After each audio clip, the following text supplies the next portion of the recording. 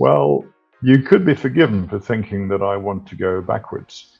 But when forwards means simply adding to our burden with little or no measurable advantage, then I suppose continuing to go forwards in the same way must be considered a waste of time and energy. That's a waste of our time and energy.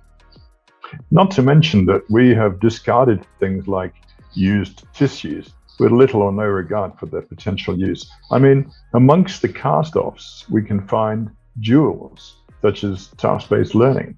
And of course, it's true that some teachers are still using TBL, but by and large, it's not really present in the mainstream, and perhaps it should be.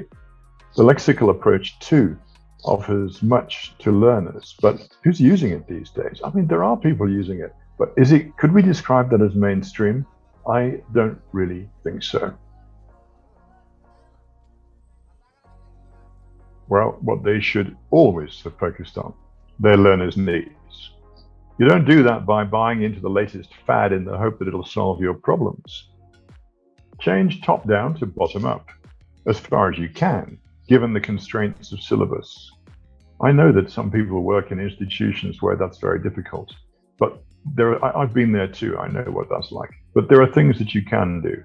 And find out what makes your learners tick in terms of language acquisition.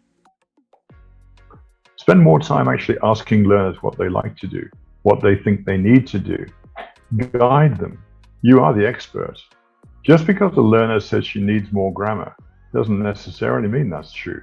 They may actually need less, since a previous teacher has confused them by giving too many unnecessary explanations. So analyze what your learners need by observing them and interacting them, and react to them.